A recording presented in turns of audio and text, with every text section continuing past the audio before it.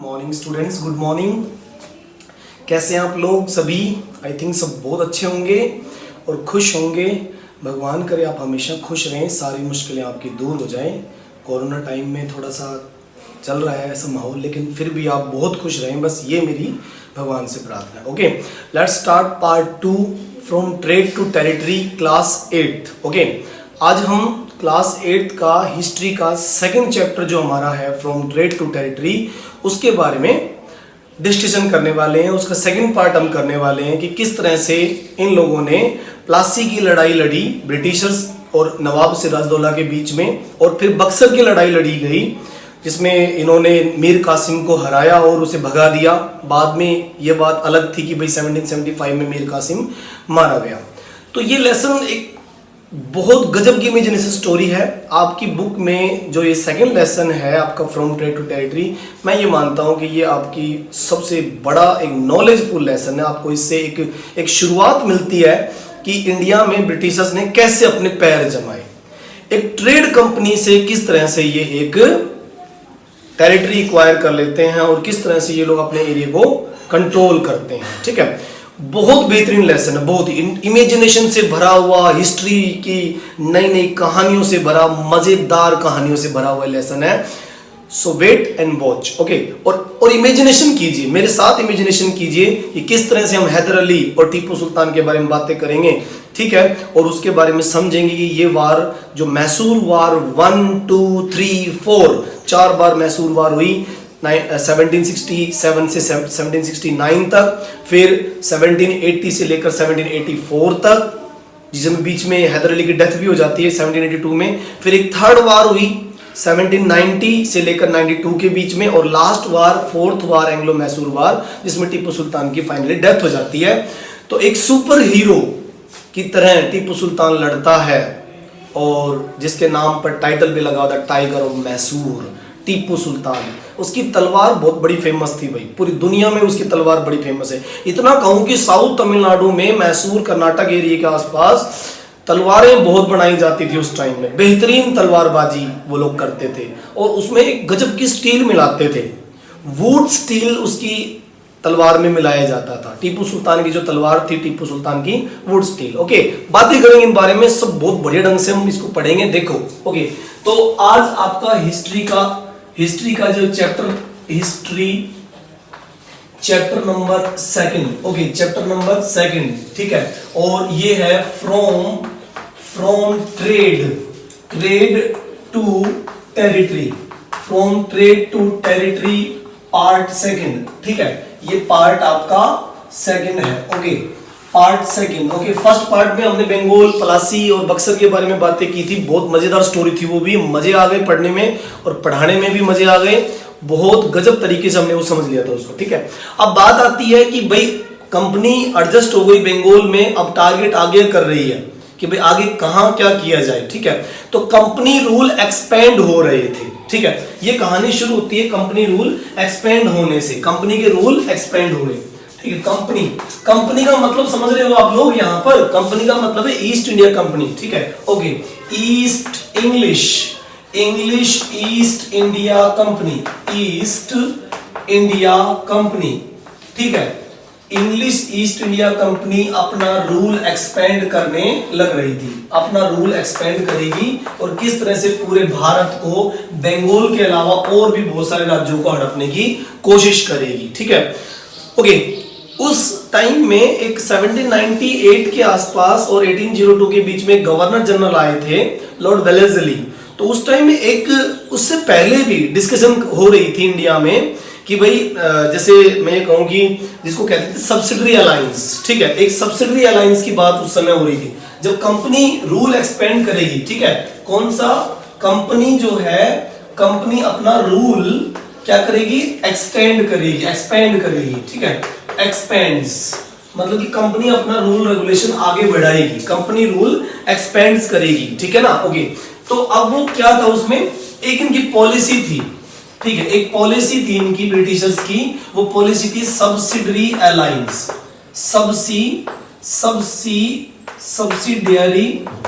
Subsidiary alliance. ठीक है, alliance का मतलब होता है गठजोड़। अलायंस का मतलब होता है गठजोड़ करना, गठजोड़ करना, ठीक है। और सब्सिडरी का मतलब होता है सहायता, ठीक है। मतलब कि ब्रिटिशर्स दिमाग लगा रहे थे। मैंने पहले भी कहा है कि ये लोग दिमाग बहुत लगाते हैं। जिस चीज से इनको फायदा होता था उस चीज में जरूर दिमाग लगाते थे। अब दिमाग ये लगाया जा रहा है कि इंडिया के जो जैसे बंगाल का नवाब सिराजदौला या और भी होंगे बहुत सारे, तो उनको वीक कैसे किया जाए, मराठा पावर को वीक कैसे किया जाए, साउथ के निज़ाम थे उसको कैसे वीक किया जाए, या फिर ये कहें कि हैदर अली का जो मैसूर एरिया था उसको कैसे वीक किया जाए, कैसे इन लोगों को वीक किया जाए, ऐसी कोई पॉलिसी बनाओ जिससे ये वीक हो जाए, ठीक है। तो ये पॉलिसी बनाई गई, सब्सिडरी अलायंस। राजाओं को वीक किया जाएगा, ठीक है, नवाबों को वीक किया जाएगा, हैदराबाद और साउथ में जो निजाम होते थे उनको वीक किया जाएगा। वीक कैसे करेंगे, ये पॉइंट था, ठीक है। तो वीक, तो पहले पॉइंट ये रखा गया, वीक तो तभी होंगे जब इनके पास खुद की आर्मी नहीं होगी। पहली बात तो यही हुई, राजा नवाब के पास अगर खुद की आर्मी नहीं होगी तो वो कुछ नहीं कर पाएगा 100%, ठीक है। दूसरी बात कि इन पे कंट्रोल बनाने के लिए कोई ब्रिटिश ऑफिसर हमें चाहिए, ठीक है, कि जो इनके आसपास इनके दरबार में हमेशा रहे। मतलब कि एक ब्रिटिश रेजिडेंट,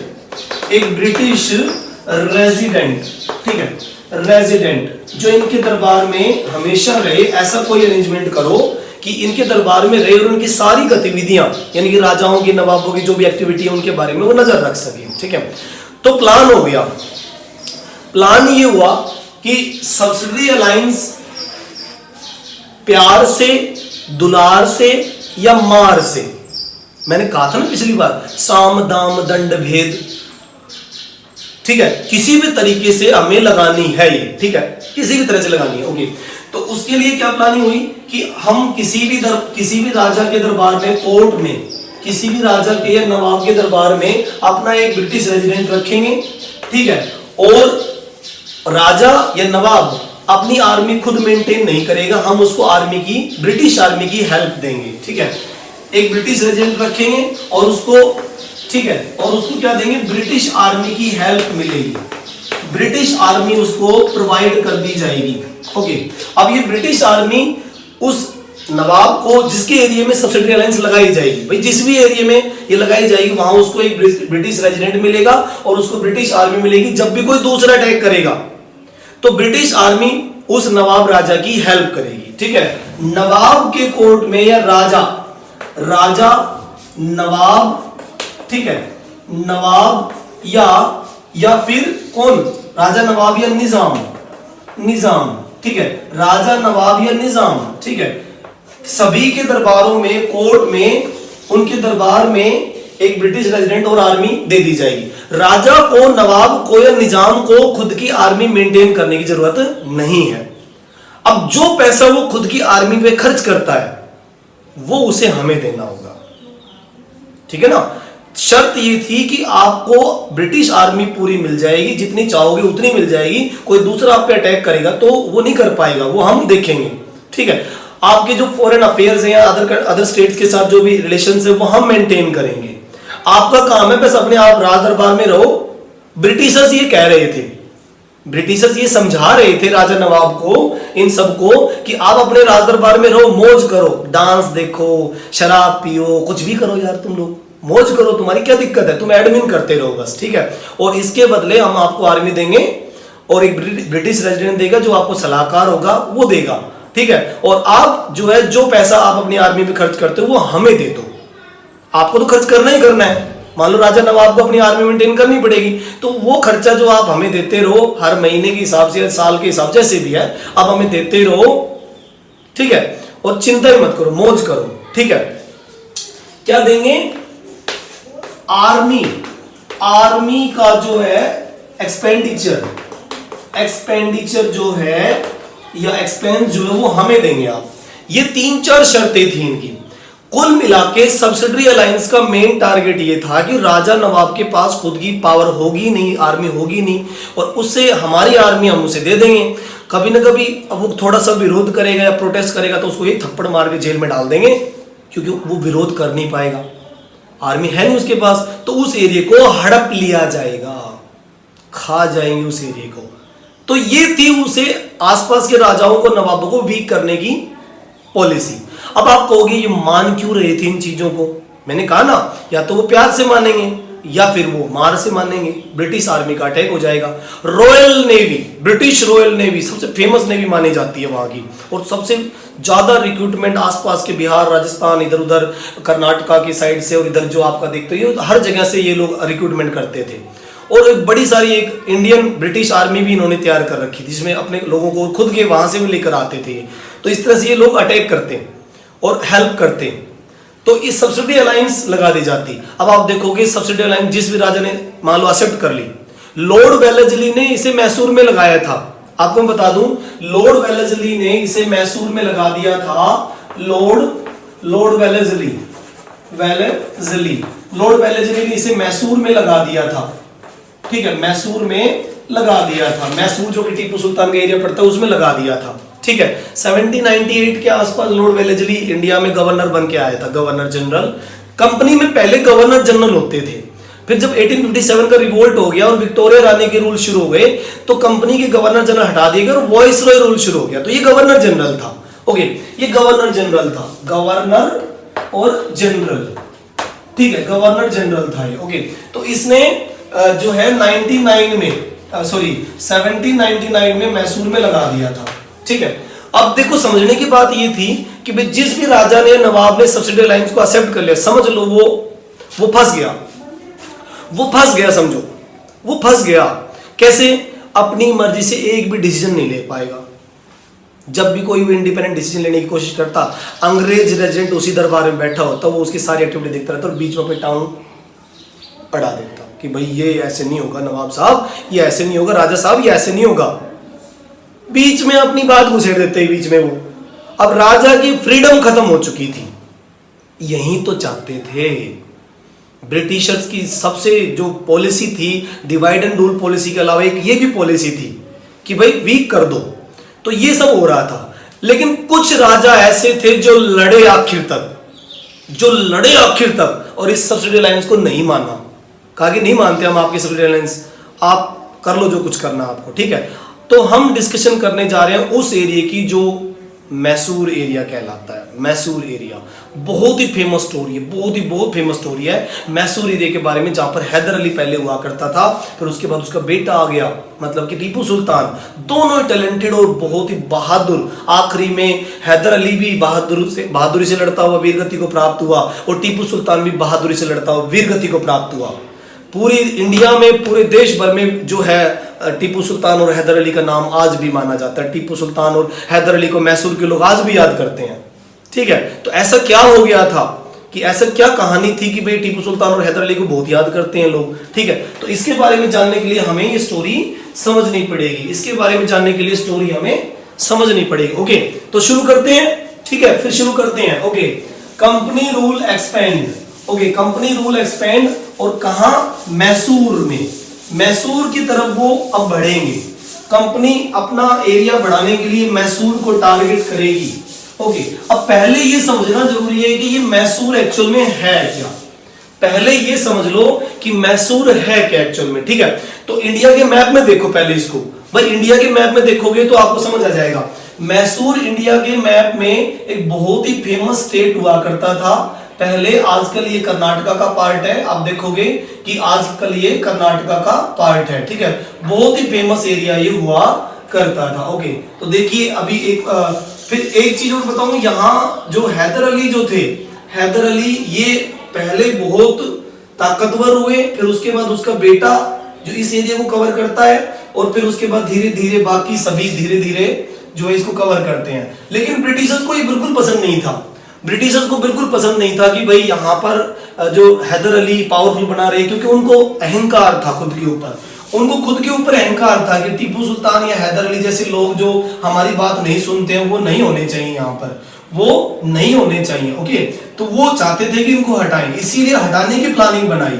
अच्छा, इसमें उन्होंने कुछ और भी काम किए, जैसे कि मैं ये कहूं कि उन्होंने दूसरे राजाओं की भी हेल्प ली। ब्रिटिशर्स के पास इतनी ताकत नहीं थी कि वो खुद कर सके, दूसरे लोगों को मिला लेते थे अपने साथ। उन्होंने टीपू सुल्तान हैदर अली को हराने के लिए मराठा वगैरह मिला लिए, निजाम मिला लिए अपने साथ। खुद के पास इतनी ताकत नहीं थी उनके पास, मतलब कि वो थे, लेकिन वो कम से कम खर्च में और सब बढ़िया से बढ़िया रिजल्ट लाना चाहते थे वो, ठीक है, वो बढ़िया से बढ़िया रिजल्ट लाना चाहते थे, ठीक है। तो देखिए हम अब देख लेते हैं इंडिया में कि ये हैदर अली का एरिया जो है कहां पर है, ये हैदर अली का जो एरिया है वो कहां पर है। ओके, तो देखिए ये इंडिया का मैप है आपका, ऐसा दिखता है लगभग ये, ठीक है, ज्यादा अच्छा तो नहीं बना, फिर भी ये काम आपका चला देगा। ओके, ये देखिए श्रीलंका आपका, ये जाफना बॉर्डर हो गया, पाक स्टेट हो गया, यहाँ है, ठीक है। तो ये इंडिया है। अब इसमें मैसूर कहां है, इस इंडिया में मैसूर कहां है, ठीक है। इंडिया, हिंदुस्तान, आर्यवर्त, कई नाम पड़े इसके, इसको जम्बू द्वीप का पार्ट भी कहते थे, इसको आर्यवर्त भी कहते थे, इसको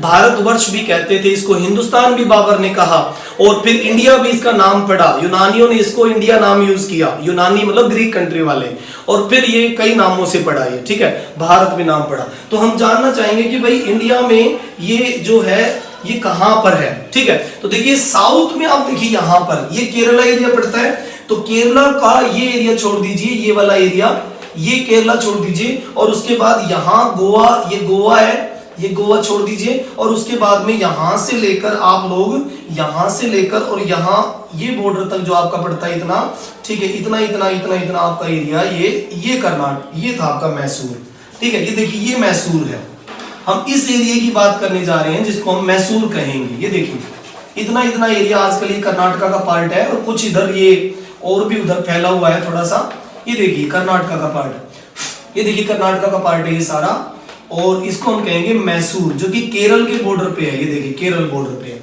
इसको हम कहेंगे मैसूर, ठीक है। ये है मैसूर, मैसूर, ठीक है, ये मैसूर है। तो इस मैसूर एरिया में कैसे क्या हुआ और कैसे नहीं हुआ उसके बारे में हम जानेंगे कि भाई यहाँ पर कौन राजा बना, कैसे बना, वो सब कुछ, ठीक है। तो सबसे पहले मैं बात करता हूं यहाँ पर, सबसे पहले ये मैसूर एरिया पहले विजयनगर साम्राज्य कहलाता था, इसके बारे में देखिए। मैसूर कब बना, सबसे पहले ये मैसूर की थोड़ी हिस्ट्री जान लेते हैं। मैसूर क्या था, मैसूर पहले जो है अलग पार्ट कहलाता था, ये विजयनगर एरिया कहलाता था, ठीक है, इसे कहते थे विजयनगर, विजयनगर आपने पढ़ा होगा विजयनगर के बारे में, ये पहले विजयनगर कहलाता था, क्या, विजयनगर। फिर बाद में इसको जो है बाद में तालीकोटा वार हुई, एक 1565 में एक तालीकोटा वार हुई है, तालीकोटा वार हुई। उस तालीकोटा वार के बाद जो है ये विजयनगर नहीं रह गया, इसको मैसूर में कन्वर्ट, मतलब टूट गया पूरा विजयनगर और अलग अलग इंडिपेंडेंट स्टेट में बट गया। इस तालीकोटा वार में विजयनगर टूट गया, ब्रोक डाउन, ठीक है, पूरी तरह से ये टूट गया, ओके, और अलग अलग इंडिपेंडेंट स्टेट में बट गया।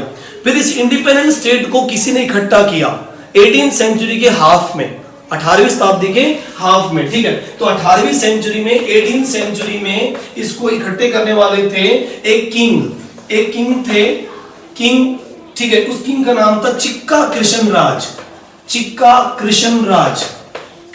राज, ये एक रहा है चिक्का कृष्ण राज, ठीक है। ये देखिए इसका नाम था चिक्का कृष्ण राज। इसने फिर छोटे छोटे एरिया को इकट्ठा करके मैसूर बनाया, इसने मैसूर, लेकिन एक्चुअल में चिक्का कृष्ण राज इतना पावरफुल नहीं था। उसके दो मिनिस्टर थे जो बहुत ही पावरफुल थे, दो मिनिस्टर थे जिनका नाम था चिक्का। ये तो खुद एक पपेट रूलर था, देखा जाए तो पपेट रूलर, ये पपेट रूलर था, मतलब कि इसका असली राजपाट जो कर रहे थे वो उस समय के नंजराज और देवराज थे, जो असली रूल कर रहे थे। इसके दो मिनिस्टर थे, इसके दो मिनिस्टर्स थे जिनका नाम यहां पर मैं लेता हूं कि इनके दो मिनिस्टर्स थे। एक तो था नंजराज, ओके, और एक था देवराज, ठीक है। ये दो इसके प्रिंसिपल मिनिस्टर रहे और यही सारा कुछ करते थे, हैंडल पूरा यही करते थे। तो इन्हीं के पास, नंजराज और देवराज के पास में एक फतेह मोहम्मद अली, इनके पास में एक जो है ऑफिसर, एक मिलिट्री, ठीक है, एक मिलिट्री ऑफिसर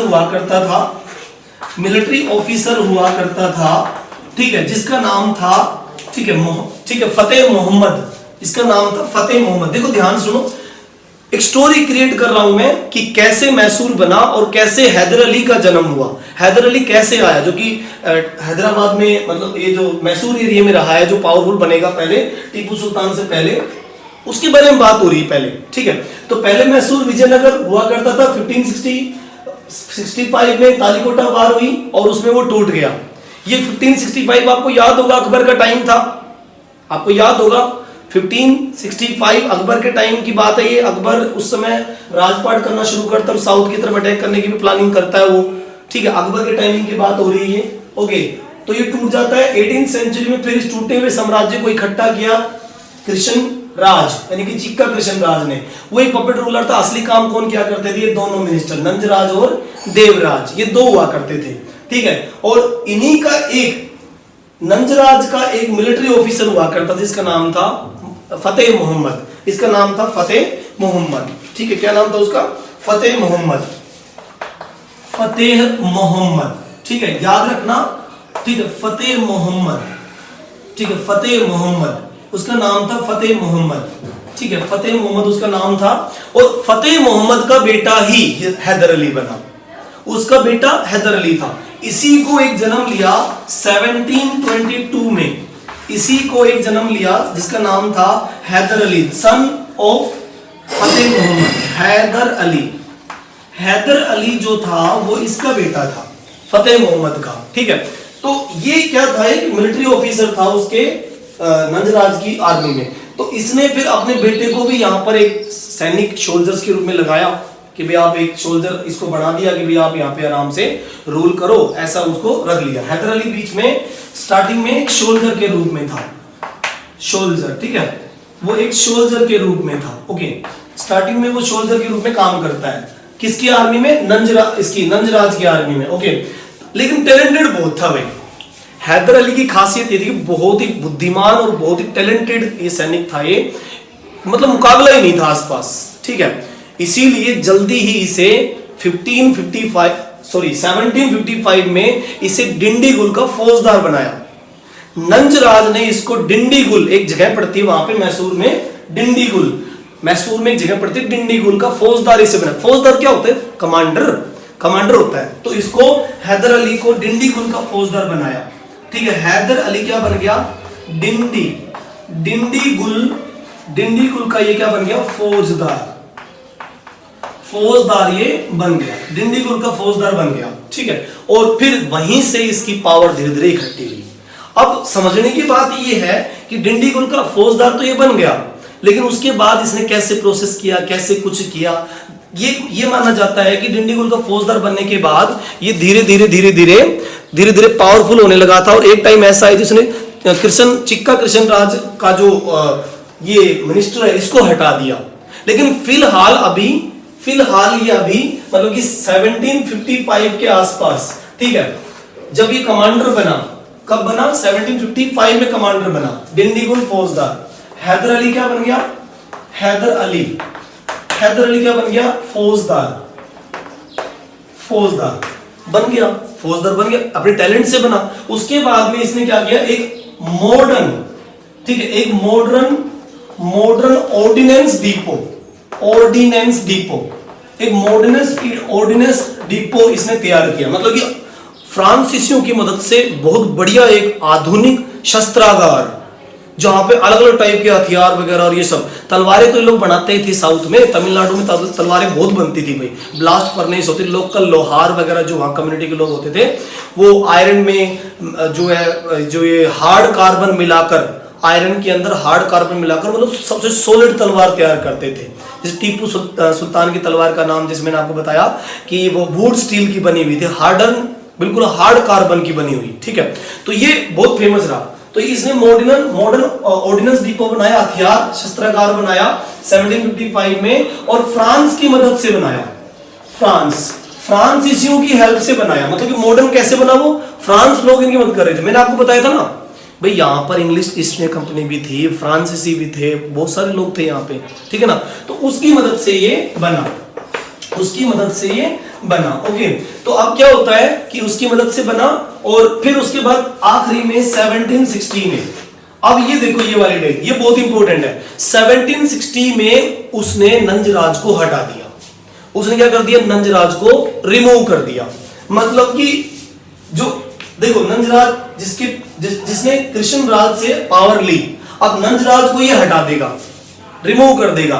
देवराज जो पहले ही डेथ हो चुकी उसकी, देवराज बहुत साल पहले ही मर चुका था, तो असली पावर किसके पास थी? नंजराज के पास थी। तो अब क्या करता है वो 1760 में रिमूव नंजराज, नंजराज उसको जेल में डाल देता है, नंजराज को हटा देता है फ्रॉम ठीक है, कहां से?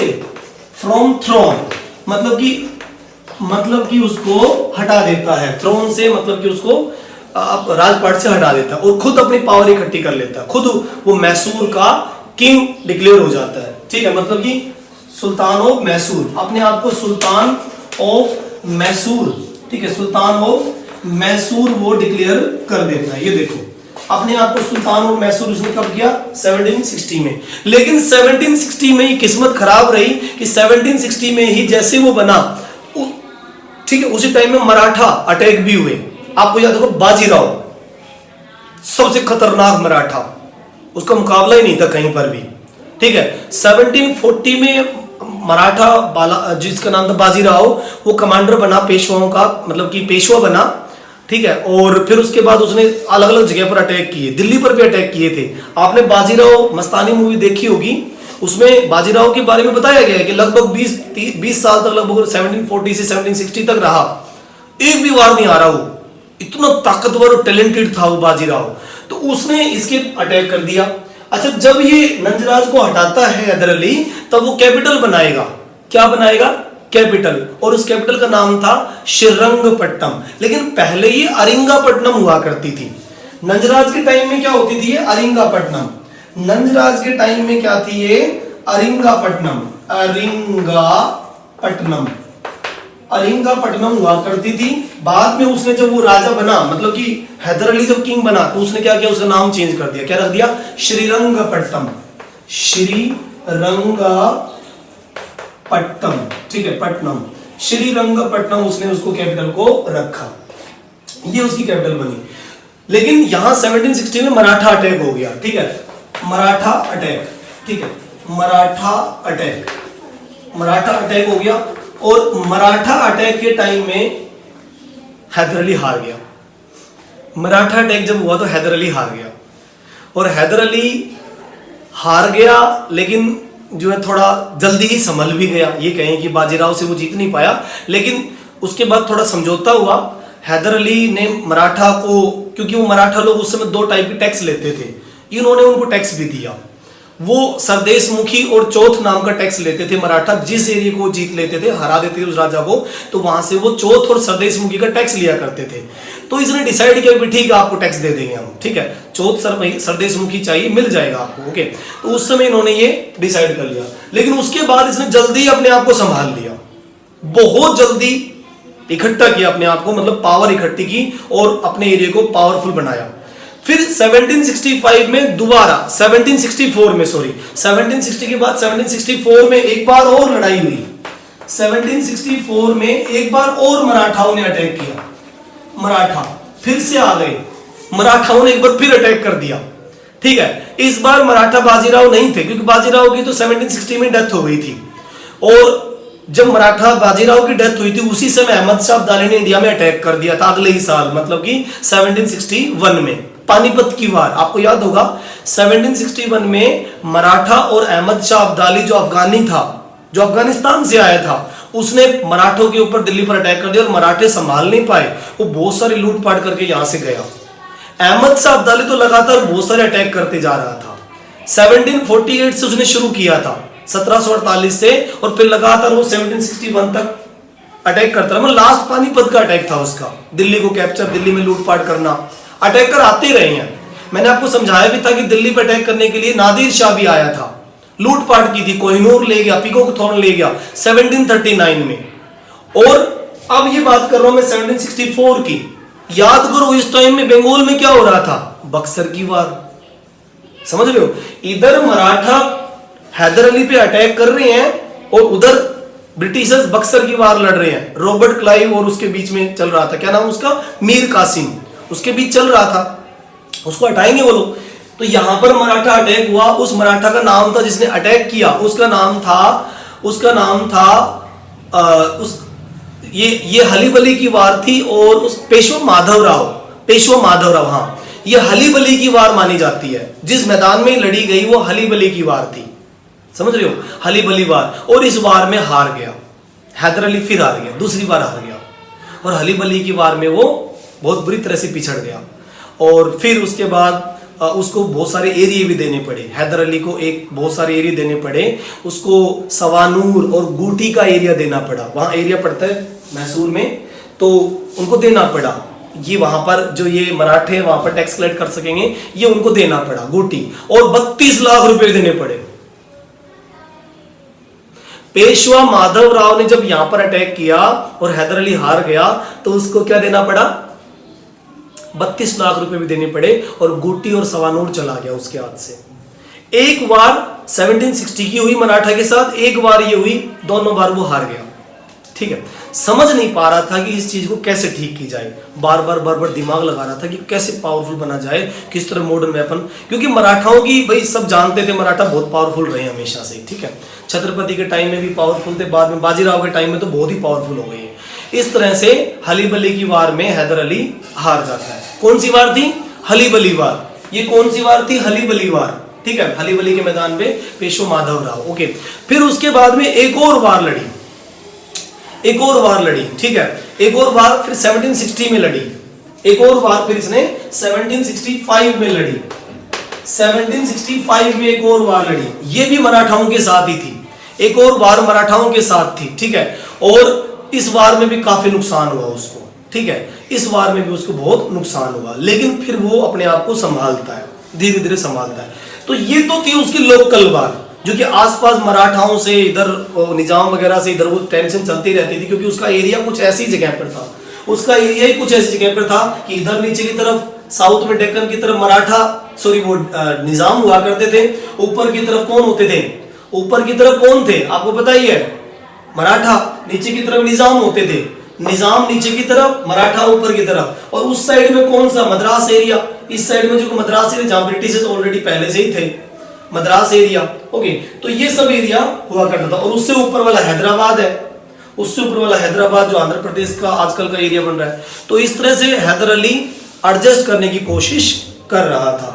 अब समझना ये है कि ब्रिटिशर्स के साथ हैदर अली की वार क्यों हुई, कब हुई। ठीक है, तो ये तो हमें समझ में आ गया होगा। एक बार फिर रिपीट कर देता हूं चीजों को कि मैसूर पहले विजयनगर था, फिर ये तालिकोटा वार के बाद टूट गया अलग अलग स्टेट्स में, फिर ये कृष्ण चिक्का राज बने, फिर उसके दो मिनिस्टर नंजराज और देवराज, और उसके बाद में फिर मिलिट्री ऑफिसर के रूप में उसका एक ऑफिसर जिसका बेटा ही हैदर अली था, फतेह मोहम्मद, यानी कि हैदर अली के फादर का नाम फतेह मोहम्मद था। उसके बाद में हैदर अली का जन्म लिखा हुआ मैंने कि 1722 की बात है। और उसके बाद डिंडीगुल का फौजदार बनाया गया अपने टैलेंट से वो डिंडीगुल का फौजदार बना। ओके, फिर उसके बाद फिर हैदर अली ने खुद को जैसे फौजदार बना, उसके बाद क्या हुआ कि मॉडर्न ऑर्डिनेंस डिपो बनाया, आधुनिक शस्त्रागार बनाया उसने। ठीक है, ओके, और फिर ये फ्रांस की मदद से बना था। और फिर उसने नंजराज को रिमूव कर दिया। उसके बाद वो अपनी पावर को इकट्ठी करने में लग रहा, एरिया सॉलिड बनाने में लगा हुआ है। लेकिन तभी 2 बार 3 बार अटैक हुए,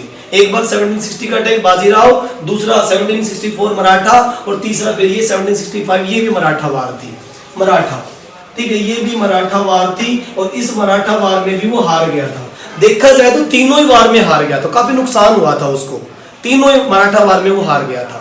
अब बात आती है कि ब्रिटिशर्स के साथ कैसे उसने ये सब कुछ किया। ठीक है, तो देखिए ब्रिटिशर्स के साथ भी उसकी काफी लड़ाइयां रही। 2 बार वो लड़ाई लड़ता है, एंग्लो मैसूर 1 और एंग्लो मैसूर 2।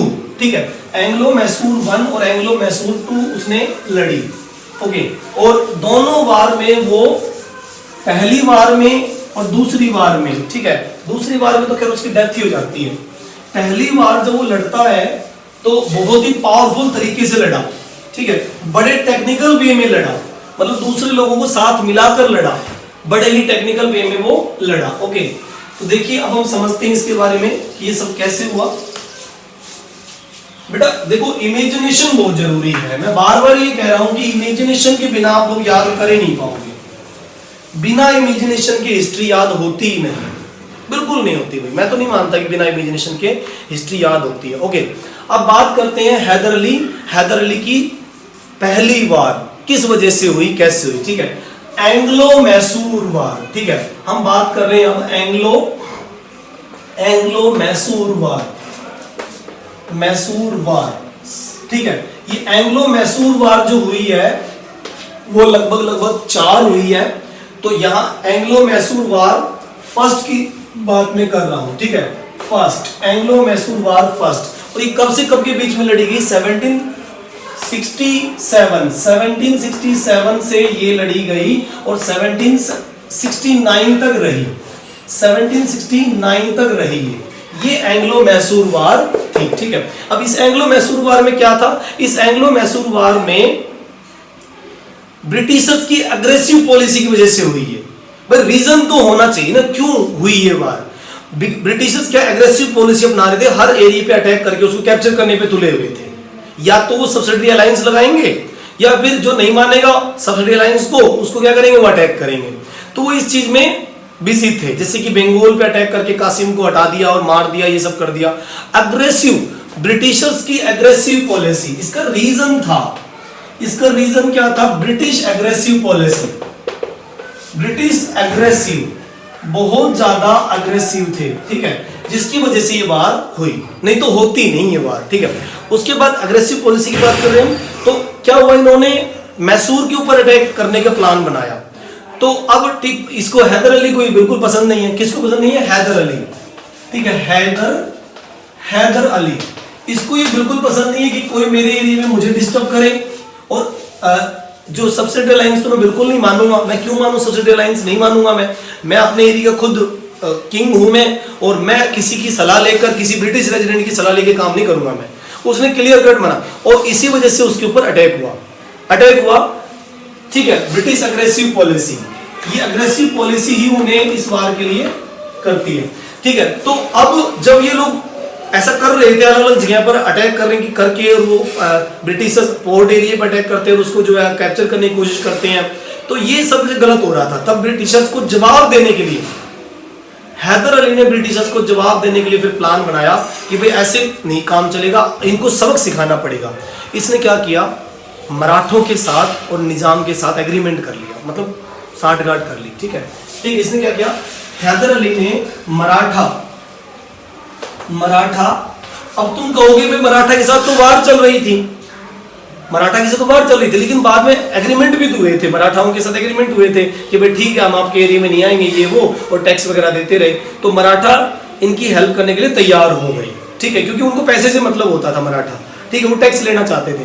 तो उन्होंने मराठा को मिलाया अपने साथ, ठीक है, और उसके बाद धीरे धीरे ये आगे बढ़ने लगे, ठीक है, मराठा को मिलाया। ओके, अब देखिए क्या होता है, मराठा के साथ और निजाम प्लस निजाम, ठीक है, निजाम, इन दोनों को मिला लिया और मिलाकर ब्रिटिशर्स पे अटैक कर दिया। हैदर अली ने उनको लेसन सिखाने के लिए ब्रिटिशर्स पर क्या कर दिया? अटैक कर दिया गया, ठीक है, अटैक कर दिया गया ब्रिटिशर्स पर, इसने अटैक कर दिया। और इस अटैक में उसने जो है बुरी तरह से जो है अटैक किया। और उसके बाद में आप देखोगे इस पहले ही अटैक में हैदर अली हार जाता है, एक और हार हुई उसकी।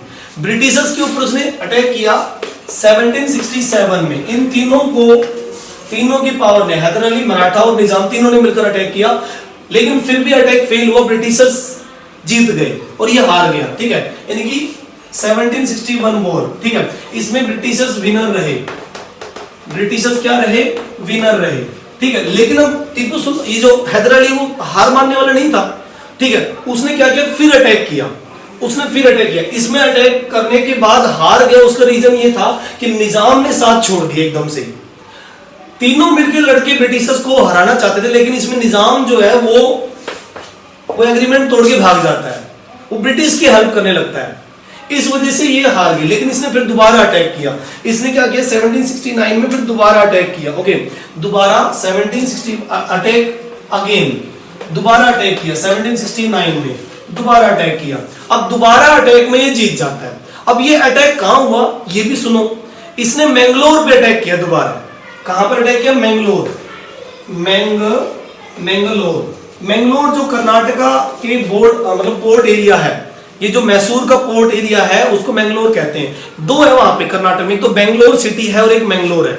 मैंगलोर क्या पोर्ट एरिया है, तो इसने मैंगलोर पे अटैक किया। मतलब कि किसने अटैक किया? हैदर अली ने।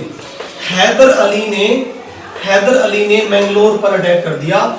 और मैंगलोर को बचाने के लिए ब्रिटिश फोर्स आई बॉम्बे से, लेकिन वो हार गई। ठीक है, ब्रिटिश फोर्स आई बॉम्बे से भेजी गई, लेकिन वो हार गए सारे के सारे। ठीक है, और ब्रिटिशर हार गए। ठीक है, मैंगलोर पर अटैक किया और बॉम्बे से आई हुई बॉम्बे फोर्स, ठीक है, बॉम्बे फोर्स जो ब्रिटिश फोर्स थी वो, ठीक है, ब्रिटिशर्स जो थे वो डिफीटेड हुए। ब्रिटिश डिफीट हो गए, मतलब हार गए। ठीक है, अब जानने की बात ये थी कि भाई ब्रिटिशर जो हार गए वो कौन थे, मतलब कि किन लोगों ने इसके लिए लड़ाई लड़ी, कौन था जिसकी वजह से हारे। ठीक है, उस समय जो ब्रिटिशर्स यहाँ आए थे उसका नाम जोसेफ स्मिथ। एक का नाम था जोसेफ स्मिथ। ठीक है, एक का नाम था जोसेफ स्मिथ जो हार गए थे। ठीक है, एक का नाम यहाँ पर जॉन वुड और कर्नल ब्रुक। ठीक है, और कर्नल ब्रुक्स, इन दोनों को हरा दिया गया और फिर एग्रीमेंट हुआ। इन दोनों को हरा दिया और फिर एग्रीमेंट हुआ। इसको हम कहते हैं मद्रास एग्रीमेंट। क्या कहते हैं? मद्रास। ठीक है, जब ब्रिटिशर्स 1769 में हार गए तो ब्रिटिशर्स के साथ में हैदर अली ने एग्रीमेंट किया, इसको कहते हैं मद्रास, यानी कि मद्रास ट्रीटी। ठीक है, कहते हैं कि इतना जबरदस्त अटैक किया था हैदर अली ने, क्योंकि वो काफी टाइम से, मतलब उसके मेंटल स्ट्रेस था उसके अंदर, उसने एकदम से जब अटैक किया तो कहते हैं कि बहुत बुरी तरह से अटैक किया था और ब्रिटिशर्स को मैंगलोर पोर्ट से धक्का मारते हुए मद्रास तक पहुंचा दिया था उनको। मतलब कि उनको बहुत बुरी तरह से वहां से निकाला गया। ठीक है, उनको पूरा खाली करवा लिया गया। ठीक है, मद्रास तक वो पहुंचा गया, तब मद्रास में फिर ट्रीटी भी हुई। ठीक है, मद्रास ट्रीटी। ठीक है, ये जितनी भी 4 लड़ाइयां होती है इनमें स्टार्टिंग वाली मद्रास ट्रीटी अप्रैल में होती है, यानी कि एंग्लो मैसूर वार की जो एग्रीमेंट हुआ वो अप्रैल में होता है। पर दूसरी जो सेकंड एंग्लो मैसूर वार थी वो मार्च में होती है। ठीक है, तीसरी वाली जो थर्ड एंग्लो मैसूर वार थी वो भी मार्च में ही होती है। और लास्ट वाली जो टीपू सुल्तान को जिसमें डेथ होती है वो मई में एग्रीमेंट होता है।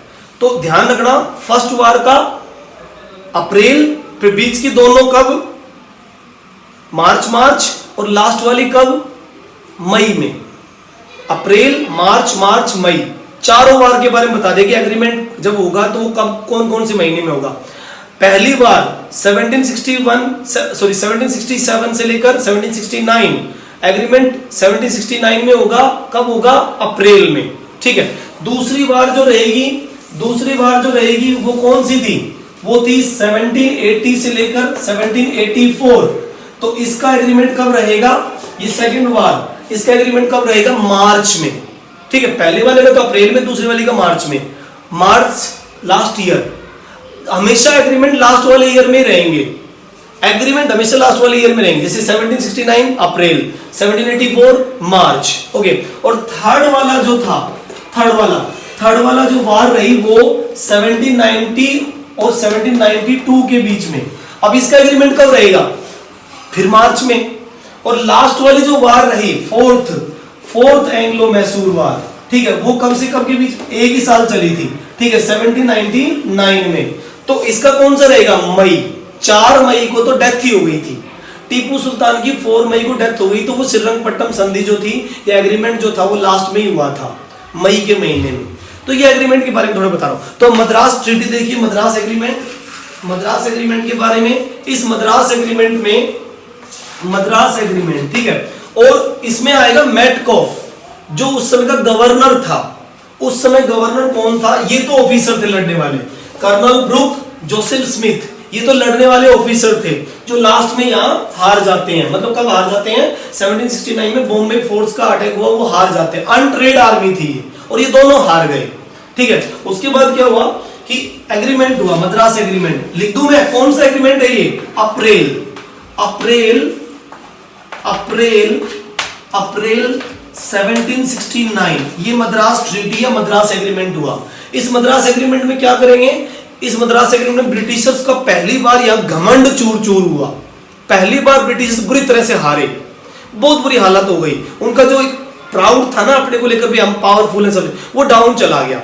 वो बॉम्बे जो मैंगलोर पोर्ट पे जो बॉम्बे से आई हुई फोर्स थी वो बुरी तरह हार गई। फिर इनको समझौता करना पड़ा और वो समझौता करने वाला गवर्नर था गवर्नर मैटकॉफ, ठीक है, मैकॉर्नी, ठीक है, उसका नाम था गवर्नर मैकॉर्नी, ठीक है, मैटकॉर्नी उसका नाम था, गवर्नर मैटकॉर्नी, मैटकॉर्नी यार ये चौक क्यों नहीं चलते, ठीक है, मैटकॉर्नी नाम था उसका। क्या नाम था? गवर्नर मैटकॉर्नी। उसने एग्रीमेंट किया था ये, ठीक है, और इसने ये कहा कि भाई इसके हैदर अली के साथ में कि भाई हम ठीक है आपके एरिया में अटैक नहीं करेंगे और जब कभी आपको जरूरत पड़ेगी हमारी हेल्प की हम करेंगे। बहुत सारे एरिया उन्होंने खाली भी किए, मैंगलोर खाली किया और भी बहुत सारे एरिया उन्होंने खाली कर दिए कि भाई हम यहाँ पर आपके अटैक नहीं करेंगे और सब मतलब नॉर्मल रहे, पोजीशन हमारे आपस में बीच में बहुत बढ़िया रहे, ऐसा उन्होंने एग्रीमेंट किया। और वो ब्रिटिशर्स जो है यहाँ पर मद्रास की ट्रीटी कर लेते हैं हैदर अली से, ठीक है, ओके। और इस ट्रीटी का ये जो एग्रीमेंट था, मतलब ब्रिटिश ने हार मान ली और एग्रीमेंट साइन कर लिया। इस चीज का बड़ा विरोध किया गवर्नर जनरल ने, ठीक है, जिसका नाम था, ये कहूं कि जिसका नाम था लॉर्ड वेलेस्ली। उस समय था 1773 में एक और आया था जिसका नाम है, उसने बड़ा विरोध करेगा इस चीज का, गवर्नर जनरल वॉरेन हेस्टिंग्स। हाँ, उस समय गवर्नर जनरल वॉरेन हेस्टिंग्स 1773 में था। तो जब ये एग्रीमेंट हुआ 1769 में, तो उन्होंने वहां जो है इस इंग्लैंड की पार्लियामेंट में इसका बड़ा विरोध किया कि भाई ये इसको एग्रीमेंट नहीं करना चाहिए था। मतलब कि कंपनी का एज ए गवर्नर था वो, तो उसने इस तरह का एग्रीमेंट किया था कि उसको नहीं करना चाहिए था इस तरह का एग्रीमेंट हैदर अली के साथ। डरने की जरूरत नहीं थी, मतलब वो ये कहते भाई डरना नहीं है हैदर अली से, और डर के आप एग्रीमेंट कर रहे हो, तो ये गलत था, ठीक है, ओके। फिर फाइनली एग्रीमेंट हो गया, ओके, 1769 में, और सोल्जर्स एक्सचेंज हुए, टेरिटरी एक्सचेंज हुई। इस एग्रीमेंट में क्या क्या हुआ? सोल्जर्स जो पकड़ लिए गए थे, सोल्जर एक्सचेंज हुए, ठीक है, जो पकड़े गए थे, नंबर 1। नंबर 2, टेरिटरी, जो ब्रिटिशर्स की टेरिटरी थी या हैदर अली की टेरिटरी यानी कि जो एरिया था वो भी आपस में एक्सचेंज हुआ, टेरिटरी एक्सचेंज हुआ, ठीक है। और थर्ड, टेरिटरी एक्सचेंज के अलावा थर्ड पॉइंट एक भी था कि जो है, ठीक है, रेस्पेक्ट खत्म हो गई ब्रिटिशर्स की, इसमें रेस्पेक्ट खत्म हो गई। एक बार देखा जाए तो ब्रिटिशर्स की रेस्पेक्ट खत्म हो गई, जो उनको एक घमंड होता था वो रेस्पेक्ट जो है वो लगभग खत्म हो गई। टीपू सुल्तान ने, सॉरी, इसने हैदर अली ने पहली बार इन्हें घमंड तोड़ा। बहुत ही गजब की स्टोरी है, इमेजिनेशन करो कि किस तरह देखो क्या हो रहा था। अटैक 1, ठीक है, कैसे हैदर अली ने निजाम और मराठा के साथ अटैक किया और निजाम बीच में भाग जाता है छोड़ के, फिर वो हारता है लेकिन दोबारा अटैक करता है हैदर अली 1769 में और इस बार जीत जाता है, ठीक है, और ब्रिटिशर्स का घमंड तोड़ देता है। अब इसके बाद एक वार और हुई जो हैदर अली ने लड़ी, एक वार और हुई। अब वो देखो वो कौन सी वार थी? हैदर अली ने एक और वार लड़ी जो कि वार सेकंड रहेगी। सेकंड वॉर का टाइम मैंने आपको पहले ही बोर्ड के कोने में लिख दिया था। सेकंड वॉर का टाइम क्या था? 1780 से 1784, ओके। सेकंड वॉर देखो बहुत बेहतरीन वॉर है ये सेकंड वॉर, ओके। और इस वॉर में माना कि हैदर अली के बीच में डेथ हो जाती है, माना कि इसमें हैदर अली के बीच में ही डेथ हो जाती है और उसका बेटा कंटिन्यू करता है, टीपू सुल्तान कंटिन्यू इसको करता है। लेकिन फिर भी वीर गति बहादुरी से उसने ली, ऐसे नहीं कि कायर नहीं बना, वो लड़ते लड़ते मारा गया। और मैं ये कहता हूं कि वो लड़ाई में जीता था फिर मरा था, पहले वो जीता था लड़ाई में हैदर अली। देखो उसके बारे में बताता हूं, ओके। अब एंग्लो सेकंड वॉर, ठीक, एंग्लो मैसूर सेकंड वॉर के बारे में हम बात कर रहे हैं, ओके। तो देखिए एंग्लो सेकंड वॉर कब से कब के बीच में लड़ी गई? 1780 से लेकर 1784 के बीच में। Anglo Mysore war, Anglo Mysore war second. अब ये देखो टाइमिंग आपको पहले बताया था मैंने, आपको याद ही होगा कि एंग्लो सेकंड वॉर का टाइमिंग रहा 17 कब से? 1780 से लेकर 1784 के बीच में रही। 1780 से लेकर 1784 के बीच में ये रही है वॉर। ओके, अब देखिए क्या होता है second Anglo Mysore war. Okay, तो सेकेंड एंग्लो मैसूर वॉर में आपको बताइए, देखो यहाँ पे जो गवर्नर जनरल कौन होगा, गवर्नर जनरल, ठीक है, गवर्नर जनरल कौन था, वॉरेन हेस्टिंग्स। कौन रहा है, वॉरेन हेस्टिंग्स। आपको पता होगा ये 1773 में गवर्नर जनरल इंडिया में बना दिया गया था। ये पहला गवर्नर जनरल था इंडिया का जो कि बना दिया गया था, ठीक है। तो इसकी लीडरशिप में अब ये वार लड़ी जाएगी। ब्रिटिशर्स का जो घमंड चूर हुआ है, ब्रिटिशर्स की जो प्राउड खत्म हुआ है, उस चीज को ठीक करने के लिए ये होगा। ओके, देखिए अब क्या होता है 1782 से लेकर 84 के बीच में वॉरेन हेस्टिंग्स, ठीक है। तो वॉरेन हेस्टिंग्स क्या है, फिर वही ट्रिक खेलता है जो इसने की थी, जो हैदर अली ने जो की थी वही वो लड़ता है। कब, गवर्नर जनरल। ये कब की बात है, 1780 में। 1780 में ब्रिटिशर जो है मराठा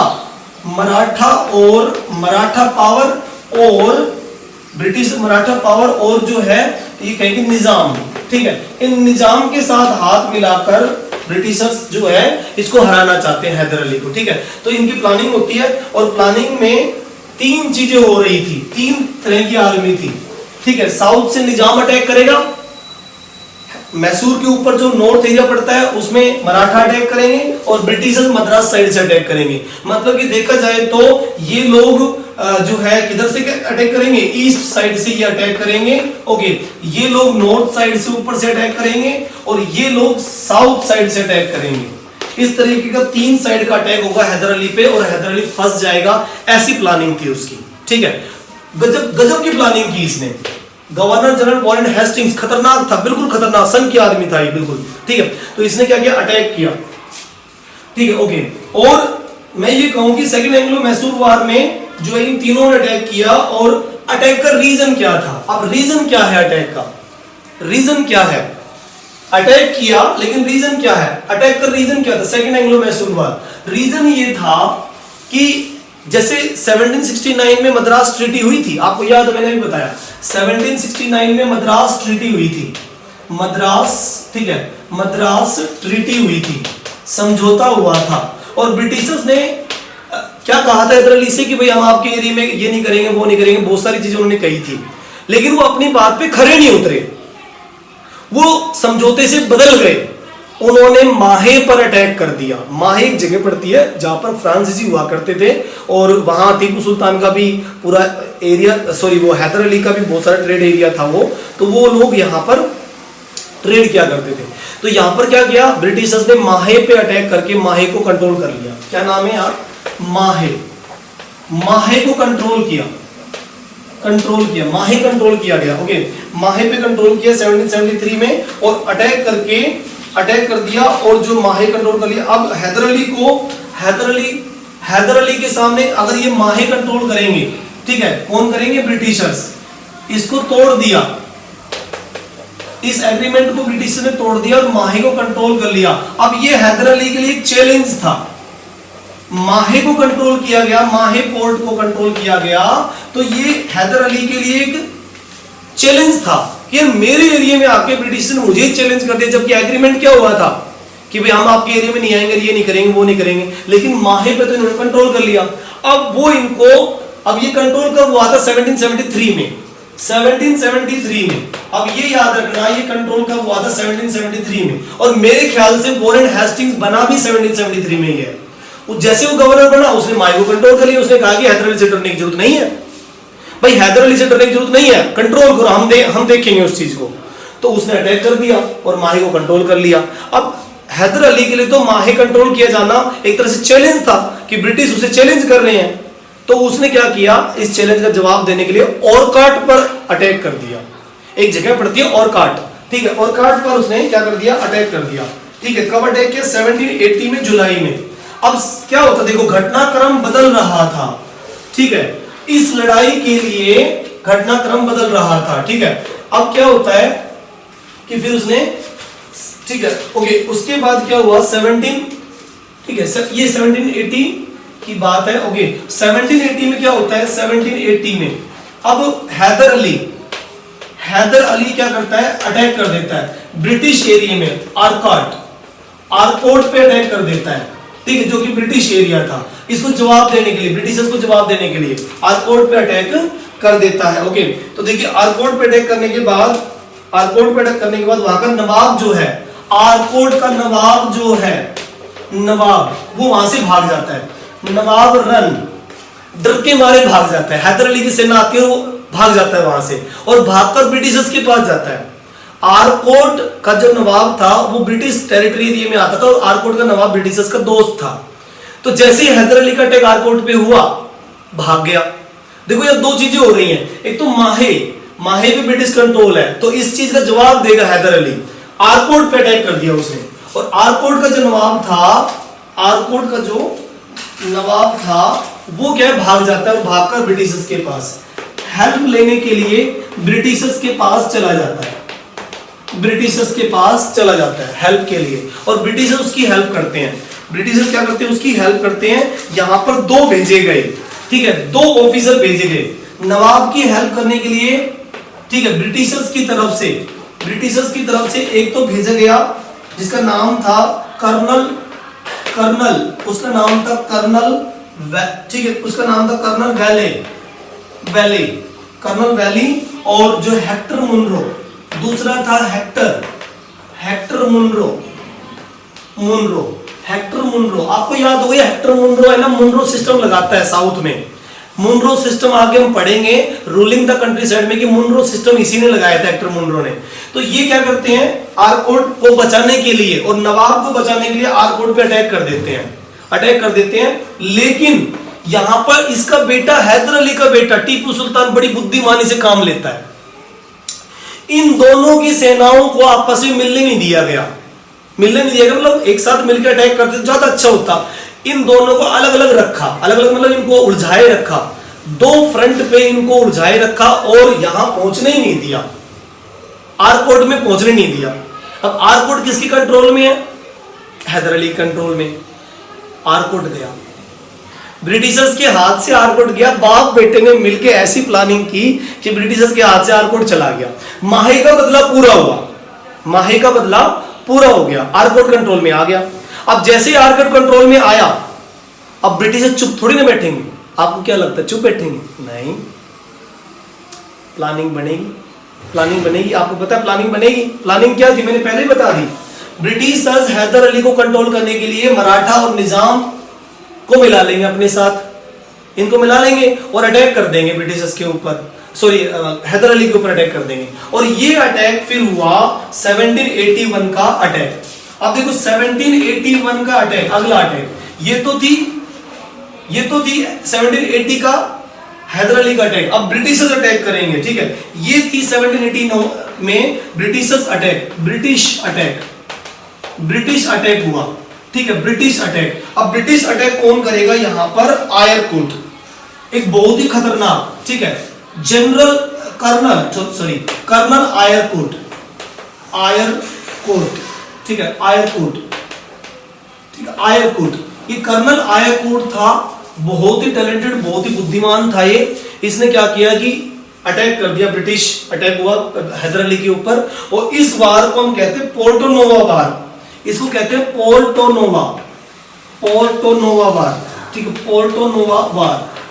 पोर्टोनोवा एक जगह पड़ती है, उस जगह पर अटैक हुआ। और इस पोर्टोनोवा वार में हैदर अली हार गया भाई। जवाब देने के लिए कर्नल आयरकोट ने अटैक किया और पोर्टोनोवा वार हुई और हैदर अली हार गया, डिफीट हो गया, ठीक है, हैदर अली डिफीट हो गया। लेकिन अगले ही साल फिर हैदर अली ने अटैक किया, बैक टू बैक, एक के बाद एक चल रहे थे गजब तरीके से, ठीक है, एक के बाद एक। फिर उसके बाद में फाइनली 1782 में, ठीक है, 1782 में देखिए 782 क्या होता है, फिर एक और अटैक होता है, ठीक है, हैदर अली जो है फिर लड़ाई लड़ता है इनसे, ठीक है, हैदर अली लड़ाई लड़ता है, वार कंटिन्यू होती है, वार कंटिन्यू होती है और आखिरी में एक, ठीक है, आखिरी में वार कंटिन्यू करते हुए वो जीत जाते हैं, ठीक है, मतलब कि पहले वो हार जाते हैं पोर्टोनोवा वार में और उसके बाद एक और अटैक होता है ब्रिटिशर्स के ऊपर हैदर अली की तरफ से, ठीक है। हैदर अली अटैक ब्रिटिशर्स पे, ठीक है, अटैक करता है और इस वार में 72 की वार में हैदर अली अटैक करके जीत लेता है। फिर उस एरिया को, यानी कि जो पोटोनो वार थी, जो एरिया जिस वार पे हो रहा था वो जीत लेता है, ठीक है।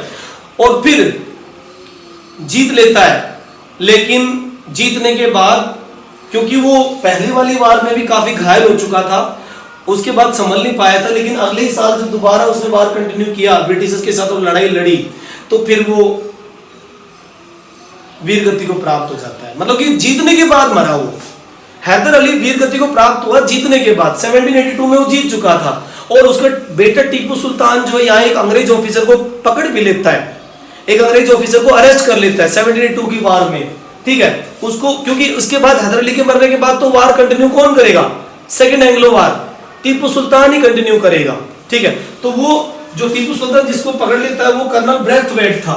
क्या नाम था उसका? Colonel Braithwaite. यहां लिख देता हूं मैं, कर्नल जो 3rd नंबर पे जो पकड़ा गया कर्नल, ठीक है, सॉरी ये कर्नल ब्रैथवेट था, सॉरी यहां ऊपर लिख देता हूं मैं, कर्नल ब्रैथवेट जिसको पकड़ा, कर्नल ब्रैथवेट। कर्नल ब्रैथवेट को टीपू सुल्तान ने पकड़ लिया, अरेस्ट कर लिया, उसको पकड़ लिया कर्नल ब्रैथवेट को, ठीक है। और ये वार एंड हो गई, यहीं पर ये वार एंड हो गई, सेकंड वार, ठीक है। सेकंड नहीं, मतलब हैदर अली की डेथ हो गई और ये वार जो है कर्नल ब्रैथवेट को पकड़ने के बाद जो है आगे एंड नहीं हुई, कंटिन्यू चली, आगे कंटिन्यू चली। 2 साल आगे अब टीपू सुल्तान लड़ेगा, लेकिन फिलहाल हैदर अली की डेथ हो चुकी थी।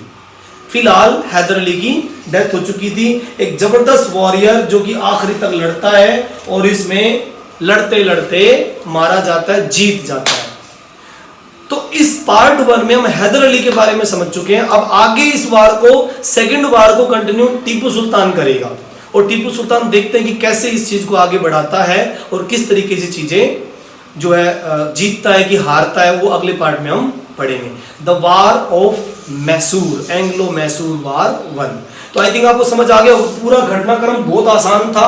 हैदर अली के बारे में पूरी बातें आपको क्लियर हो गई होगी कि हैदर अली कैसे एक सैनिक से लेकर एक कमांडर बना और फिर ब्रिटिशर्स से लड़ा, मराठों से लड़ा और अपने एरिया को बचाता है, ब्रिटिशर्स की नाक धरती में टिका देता है और फिर आखिरी में वीरगति को प्राप्त हो जाता है। अब देखेंगे उसका बेटा क्या करेगा।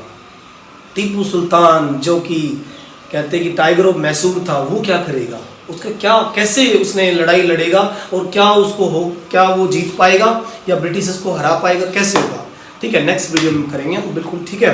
हैदर अली हमने कंप्लीट कर लिया। आई होप आप बहुत अच्छी लगेगी, आपको ये वीडियो समझने की लगेगी। कंफ्यूज नहीं होना, चीज़ों को समझने की कोशिश करना।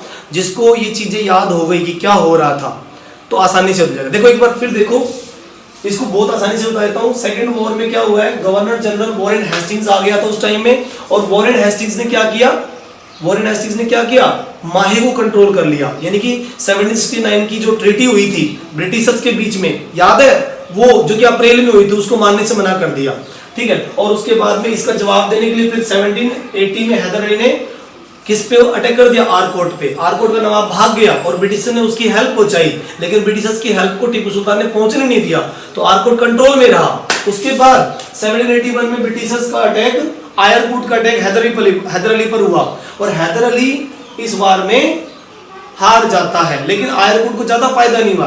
फिर हैदर अली ने दोबारा अटैक किया इनके ऊपर, इस बार वो जीत जाता है लेकिन मर जाता है, उसकी डेथ हो जाती है। 1784 तक वार चलेगी, लेकिन बीच में ही हैदर अली की डेथ हो गई है। ओके, तो अगले वीडियो में हम बात करेंगे कि टीपू सुल्तान कैसे इस वार को कंटिन्यू करेगा और क्या होगा। Okay, thank you, have a nice day. खुश रहो, मौज करो, बढ़िया सी पढ़ाई करो, मस्त तरीके से, ठीक है। नॉलेज के लिए पढ़ाई करो, ठीक है, एग्जाम पास करने के लिए नहीं, नॉलेज के लिए। Okay, thank you, bye.